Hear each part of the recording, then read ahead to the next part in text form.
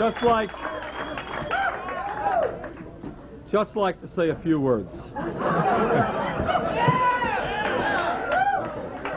First of all, okay, the night is ours, but we want to congratulate our opponent for running a clean campaign and a tough campaign, and we congratulate him. It's not easy to lose, but he deserves credit for running a damn good campaign.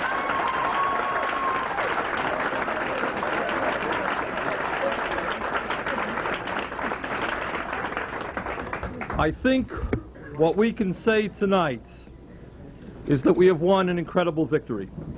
Not only have we retained the mayor's seat, we have won in Ward 1,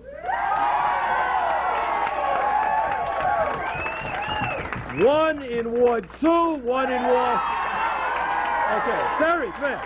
All right, Terry Bericius. Is Sharon Boucher here? Sharon here yet?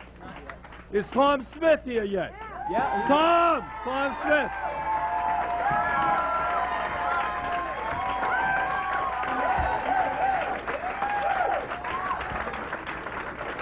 Tom, get up here. And from what I heard on the radio, we're still alive in Ward 5.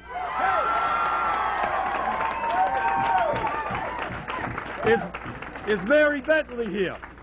Mary Bentley here? So what we have done is won 3 aldermanic seats, and we have a shot at a 4th. And furthermore, from what I can understand, we have won every one of the initiatives that were on the ballot.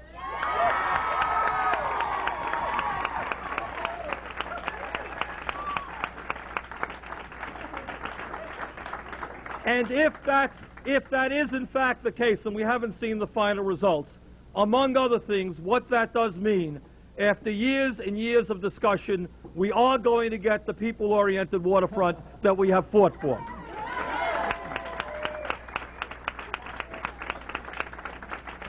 Okay. The last point that I want to make is this: that tonight's victory clearly would not have been possible without the work of an enormous number of people. There's no question about it. We have never had as good a volunteer and grassroots effort as we have had in this campaign. And there are hundreds of people that we could bring forward right now, but I want to bring at least 2 people forward. Jim Schumacher.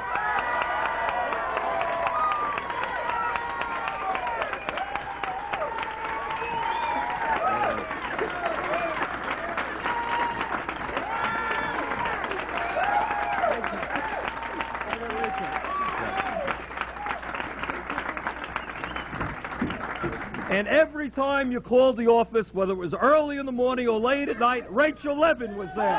There's Rachel.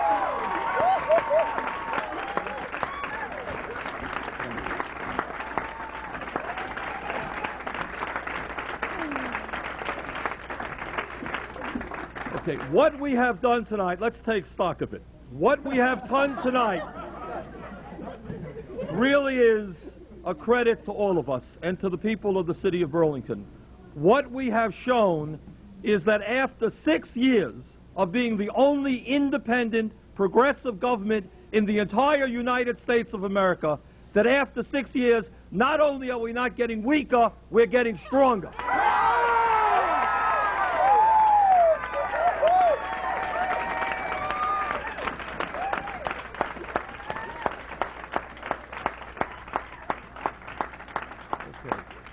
And with that responsibility of being a unique type of government in America goes not only the obligation to continue to do the very best job that we can for the people of Burlington, and that goes without saying, and we're going to continue to do that, but equally important, we have got to be an example to the rest of the United States of America that a grassroots movement standing up, fighting for world peace, fighting for social justice, fighting for economic democracy, for the rights of all people, rather than just the very rich, is an idea that is as American as apple pie.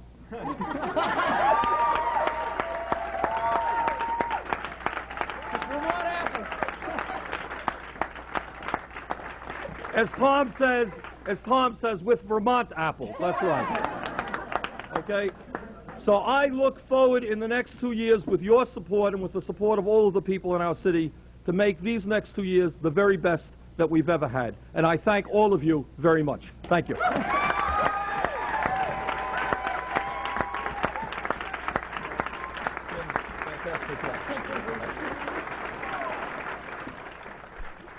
It goes without saying, I think, that the results of yesterday's election were extremely gratifying to me and to all of us in the progressive movement. Clearly, not only did we win and retain the mayoral seat, but we did clearly very, very well in terms of the aldermanic elections. We have, through the victory of Sharon Boucher, won another seat on the Board of Aldermen, and it's, I think, as most people know, it is not easy to defeat an incumbent. And I congratulate Sharon and the people in Ward 1 who worked so hard to bring that about. Terry Bericius won re-election in a very hard race. Tom Smith won election.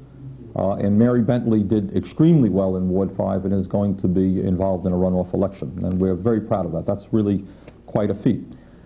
I think of equal importance to me from the aldermanic and mayoral victory is the fact that we won and won decisively on every single ballot item that appeared before the people of Burlington yesterday. And in my view, what that shows is that the people of Burlington have confidence in the future of their city. And it's one thing to vote for a candidate for election. You have two choices and you're going to vote for one. It is another thing to vote for 6 ballot items, including several money items, to raise your own taxes because you believe in the city and the greatness of the city and in the future of the city. And obviously, as a result of those ballot item victories, it means that the school department is going to have the necessary funds so that we can adequately educate our kids. It means that we're going to be able to expand and improve our police department, something that I believe is absolutely needed. It means that we're going to finally have the kinds of money that we need to create a people-oriented waterfront so that Burlington's extraordinarily beautiful waterfront will be open to all of our people forever. It means that we are going to be able to provide property tax relief and a renter's rebate program to supplement the state program for the poorest people in our city, and in fact, as part of that ballot item, come up with a major alternative, another alternative to the property tax, and that is, of course, the property transfer tax, 0.5%. That issue is going to be brought down to Montpelier immediately, and we're going to do our very best to make certain that the people of Burlington who voted overwhelmingly for that item get their way and not be rejected by the legislature. And lastly, we have passed the strongest condo conversion bill in the state, which will enable us to protect affordable housing in the city, and we're very proud of that. So I think overall, not only in a partisan political way was I gratified by yesterday's results, and I obviously was, but also I think what it confirmed to me is what I think many people believe, that the people of Burlington are proud of our city, they feel that we're moving in the right direction, and they're willing to, in some instances, vote themselves higher taxes in order to continue that effort. So it was obviously, from my point of view, an extraordinary night. As I said before the election, and as I repeat after the election, this is going to be my last term as mayor of the city of Burlington. I am as proud as I can be and just grateful and humble for the mandate that we received yesterday from the people to continue another 2 years. It's going to be an exciting 2 years. A lot of ideas in the back of our minds that we'll be talking about within the next few weeks. I'm very optimistic about the future of the city, and I'm looking forward to a great 2 years. Thank you. Bernie, if things with this kind of mandate, I mean, considering that you feel as proud of everything as you're saying, why limit yourself now? Why say no more after these 2 years? Well, among other things, that's what I said before the election, and I think it's a good idea to keep one's word the day after as opposed to the day before. I said that I thought that 8 years was ample time, and I think it is. I really do. 8 years is a long time. What would you like to do? I mean, you're saying you bring that, but you're going to leave. What do you... Oh, I knew that you, after this election, people would not. I knew. I was waiting for Bob Knotts to be saying, what's the next election? I knew that you weren't going to really ask that question, Peter, were you? Not that question. Go ahead. You know, we started this phone company in Downs, Recklin, and Martin. I mean, would you see yourself leaving Burlington after 2 years? No, this is my home, and I've lived here now for 17 years. So I will probably be a Burlington resident for the rest of my life. I think it's a little silly to speculate about what's going to happen in 2 years, right? There's a lot of work in front of us. It's going to be, I think, a fantastic 2 years. I'm really, obviously, with the victories yesterday in terms of all the Manic representation and in terms of the ballot items, it's really going to be an exciting 2 years. I mean, to be honest with you, if I had won and we had lost a few seats on the Board of Aldermen and we had lost some of the ballot items, my enthusiasm would not be so great. But we're in good shape. We're in good shape politically. I think we're in pretty good shape economically. And it's going to be a fun 2 years. But I think it's a little bit early. Being that we've just decided the election last night, it might be a little bit early to be talking about political horizons and futures and so forth. Do you see any changes coming up here at City Hall in terms of either personnel or, sometimes after an administration is elected? Yeah, that's right. Yeah, the answer is there's a real possibility for that, Bob. And I'm going to be going on vacation on Friday, doing some thinking about it. And yeah, I mean, there's not going to be any radical or wholesale changes, but there may very well be some changes. What kind of things are you talking about? I mean, can you give us some idea? Are people talking of leaving, No, there's not, no. Franco, Clavel, and Leopold? No, that we will not do. We think that those three will be here with us. But there may be some changes, some areas that we want to revitalize. I think one of the dangers, very clearly, is that when you're in office for 6 years, you don't want to get into the habit of doing something because you did it last year that way and the year before. You really want to be vital. You want to look to the future with excitement and a willingness to look at new ideas. And you just don't want to do things out of habit. So I think occasionally it's necessary to bring about little shake-ups. It's not going to be the cultural revolution. We're not going to bring that about. Yeah. How important is this possible winning of a 7th seat on the Board of Aldermen to you? And do you think realistically in Ward 5 in this runoff that there's a good likelihood? Debbie, you'll forgive me. I really don't want to. We have time for that one. I think what I can tell, we're going to announce probably tomorrow a date for that election, and we'll discuss that as we will. Besides confidence in the city, what do you attribute getting 65, 68% on these ballot items? It's really quite incredible. Right. Every year there's something that everybody picks out that they vote no on. You're right. I mean, I hate to say it, but it almost sounds like Carol Stewart was correct in her comment a couple of months back that people seem to be able to... No. Let me look at that. I'm glad you raised that issue, and I look at it differently. I think two things. I think people will not vote themselves tax increases and will not be willing to spend money in areas unless they had confidence that that money was going to be well spent. Unless you have confidence in the future. Quite honestly, what this tells me is that the people have confidence in the future of the city. And I wouldn't tell you otherwise, amazed by the depth of the victory. I mean, I thought we had a shot at these things, but the scope of the victory was much greater than I had thought. The issue of the property tax and whether people can afford it, I want to tell you this. I mean, if there's a lesson that remains imprinted in my mind out of this election, it's I knocked on, I don't know, maybe 1,500 doors. And the most painful part of the campaign was knocking on doors of elderly people and poor people who cannot afford higher and higher property taxes. So what I think you have here is there are numbers of people who can afford higher property taxes, and I've never denied that.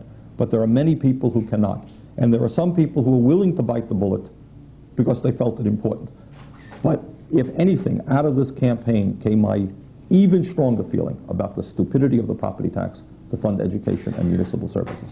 The fact that people finally were willing to do it doesn't mean to say that the tax is not a bad form, a bad method of raising money for education and municipal services. And I just knocked on too many doors.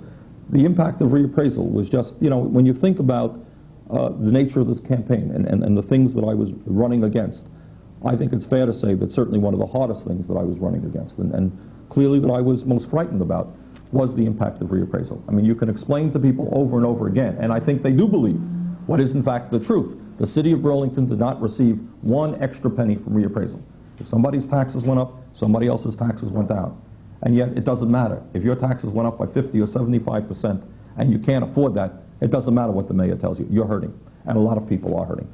And I honestly, out of this, has come almost, if you want, a reinvigoration on my part to do everything that I can to break our dependence on the property tax.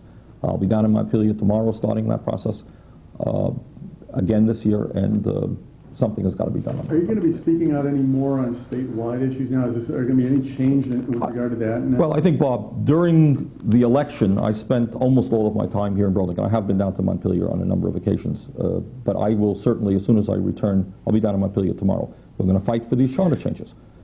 Okay? We are going to make certain, in terms of the state aid to education situation, that not only that Burlington, but every community in the state of Vermont gets a fair shake. The foundation plan, I hope that the foundation is crumbling, and we're certainly going to do everything we can to bury it. And we're going to look for some progressive approaches to funding education. Once again, I have to say that in terms of Burlington, and in terms of every city and town in the state of Vermont, the major issue that we have to deal with is the absurd and unfair relationship between state government and local government. Reading the paper today, you read various towns who have lost revenue sharing. And all of these communities all over the state, they're battling. What do they cut? How much do they raise property taxes in order to compensate for education, compensate for the loss of revenue sharing? That is the major issue. The legislature is not dealing with it appropriately, and I think, that the League of Cities and Towns and I will be doing everything that we can to change that. Last night, in his concession, Lafayette expressed the hope that you would take a serious look at his Burlington 2000 plan and try to implement something similar to that in your next 2 years. Do you have any plans for anything like that? Well, I think it's always a good idea to bring people together to look to the future and see how we go. I think we do that on an ongoing basis. Whether we would do it exactly that way, I don't know, but certainly it's a good idea. Any other parts of his campaign that you see being appropriate to look at? We'll try to get more lighting out on the streets. No,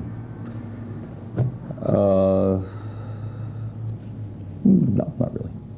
What about some of these ideas? You said you were criticized in some quarters for running a campaign that was basically based on the record and really not presenting any vision for the future. Although you talked about a vision, you didn't really present a lot of specific ideas. Well, so what, can you give us some sense as to, again today you said you're going to be bringing some ideas. It's only in the city of Burlington that when you announce that you're expanding your police force, you're making major changes on the waterfront, you're coming up with significant alternative to the property tax, you're bringing forth the most significant condo conversion bill in the history of the state, that is nothing. But are you taking personally credit for those? No, I'm not taking personal credit for them. These are ideas that we strongly supported. There are going to be many...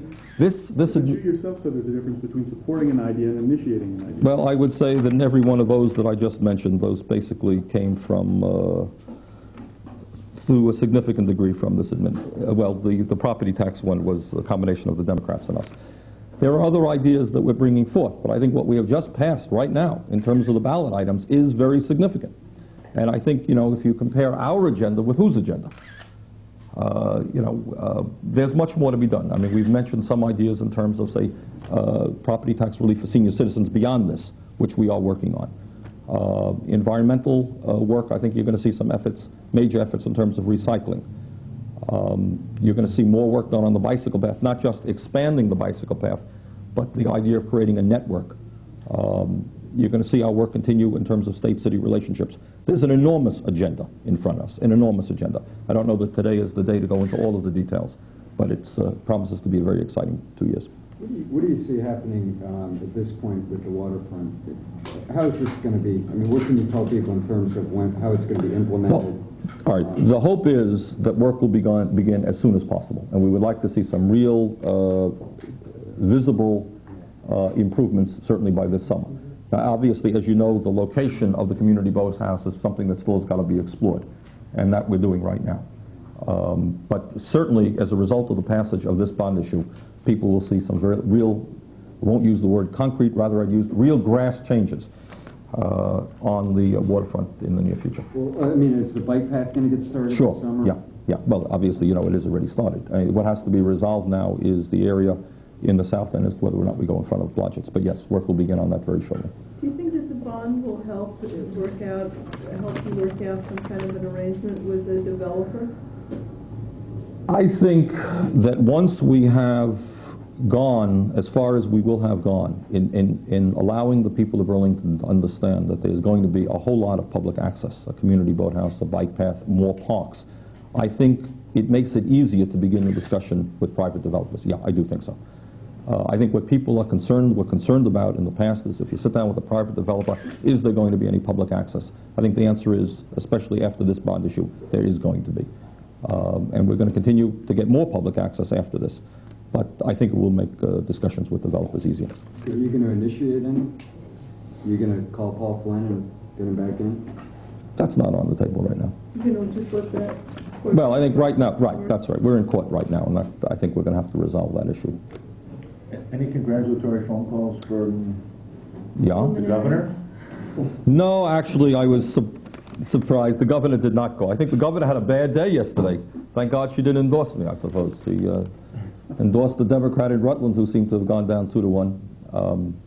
Leahy? Yeah, I did get a call from Senator Leahy. I got a call from the Attorney General. Howard Dean was at our gathering last night. What do you see about the future of the Democratic Party here locally? It seems they're down to potentially could have only one seat on Yeah, the I mean, to be honest with you, I think, we did clearly very, very well. But I think the Democrats also did better than the results indicate, okay? And we shouldn't kid ourselves about that. They brought out 900 people to their caucus to start the process, which is an extraordinary effort. It really is. And as I mentioned yesterday, to say the very least, we were very, very nervous at the start of this campaign to know that they had brought out, maybe 15 or 18% of what they needed to win the election on a given night for a meeting. Second of all, the truth is I think that they showed more organizational skill this time around than they did in the past. Okay, the voter turnout was very large, and not all of the new voters were our voters. They brought out a lot of people as well. But the bottom line is they could be down to one. Yeah, it's true. Some of us are not. Yeah, that's true. Attorney, I'd like to though really push you on that a little more. I mean, I know that you hate to kick a party, a Democrat, when they're down, but in public, what is going on here? I mean, Morris Mahoney last night had no explanation. I mean, they seem to have become... I want to tell you something. I know it is not dramatic enough for you guys. I know you always need something new and something profound. But you know what I'm going to tell you? What I'm going to tell you is that the average Burlingtonian thinks that the city of Burlington today is being run very, very well. Okay? They're looking at the record, and I think what the average Burlingtonian is saying is, it's a damn good record. We're proud of the alternatives to the property tax. We're proud of the changes in the infrastructure, our streets, sidewalks, sewers. We're proud that we're making progress on the waterfront. We're proud of the youth programs and the cultural programs and the women's programs. We have established a very good record. And after all is said and done, essentially what the campaign comes down to, any campaign comes down to, is an incumbent says, this is what I've done in the past, and these are my ideas for the future. And the challenger says, well, these are my ideas for the future. This is the critique of the incumbent. That's really what it comes down to. And I think if you scratch beneath the surface and you go beyond the small numbers of people who have hated us from the day that we're in here and will hate us to the last day that we're in here, if you go beyond those small numbers of people, the average Burlingtonian thinks that we're doing a good job and that our vision is consistent with their vision. That's really what it comes down to. And people, I think, want to see us continue that direction. And we have aldermanic candidates who are, I think, if you look at the aldermanic candidates on their own, they're really a very good group of people. Very bright, very energetic, without exception. Ran tremendous campaigns, knocked on every door in their wards. They have indicated that they want to continue the progressive direction of the city, and that's why they won Debbie. It really is not more complicated than that. I think people are proud of where we're going. They want to continue that effort. They want to support a mayor and aldermanic supporters who are going in that direction. And that's about it. It's really not more complicated. Do you think that that you have essentially supplanted in Burlington the Democrats as the sort of the second party, the second power? I wouldn't phrase it that way. I mean, I won't repeat. I mean, I think people like what they're seeing. That's about it. They like the direction of city government right now, and I think the majority of them said, why should we change that direction? Why don't we continue going in that direction? Has your political organization progressed to the point that it is a machine I mean, the quote last night from Morris Mahoney was that you guys had quite a machine. Yeah, well, I think Morris has been making that same quote and that same word for the last 5 years. I know theirs is a grassroots citizen movement, and ours is a political machine. Well, but you know, there was the Paquette machine for 10 years, right? Is there a Sanders machine now? No, I think, but let me answer it this way and say this, that in truth, I think that the work done by our volunteers, and I have to tell you, at this point, we have not paid 1 penny to any campaign worker up until this point. It's been an all-volunteer effort. That the effort of yesterday was far and away the most intensive and best effort that we have ever made, and that's certainly an important part of why we won yesterday. We had volunteers out knocking on doors all over the city, making God knows how many telephone calls, doing an extraordinary effort. I think, you know, when people want to criticize you, they call it a machine, but I think if you look at it objectively, what you had is a grassroots movement of people who are proud of what we've accomplished and want it to continue for another 2 years. But again, to use that word, Morris literally has been using that same word. I think you'll check your records for the last 5 or 6 years. Yeah. Do you see any difficulty with the fact that you have signaled that this will be your last term getting anything done? No, I don't think so. Why? I mean, why should it make it different than it was in the past? We have... Well, people know you'll be gone in 2 years. What? Oh...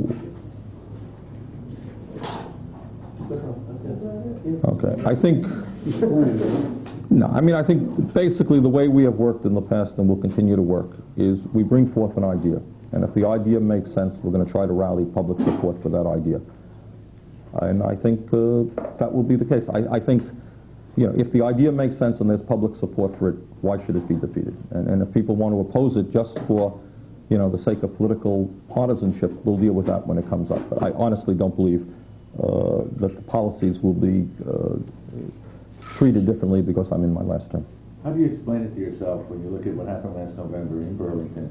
You got 15% of the vote. A lot of those people that went to the polls in November and checked Cunin turned out a lot of them and checked Bernie Sanders this time. 22% of the vote. 22? That's good? In Burlington, yeah. Well, okay, 22 to 55. I think the answer is not a hard answer. I think often when people go to the ballot box, they say, do I feel comfortable that the governor has been doing a job that I can support? And apparently 55% of the people said, yeah, I do. I don't want to change governors.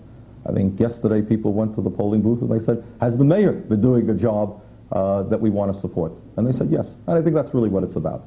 I mean, I think, for example, if Governor Cunin were running against me as mayor, you would see very different results than me running against Governor Cunin as for governor. How do you explain the Ward 1 winning? Well, we ended up with more votes than them, Mark. That's the major. Why did you end up with more votes? I mean, you were running against an incumbent. You're right. And that was, we were cautiously optimistic that we had a shot there. Sharon is a very good candidate. She worked very hard. And I think if you look at the Ward 1 movement that we have there has historically been a very strong one. Erhard Manka and the people in Ward 1 did a fantastic job yesterday. You know, I won well there. There's support for the progressive agenda there in Ward 1, and Sharon won. Big student vote?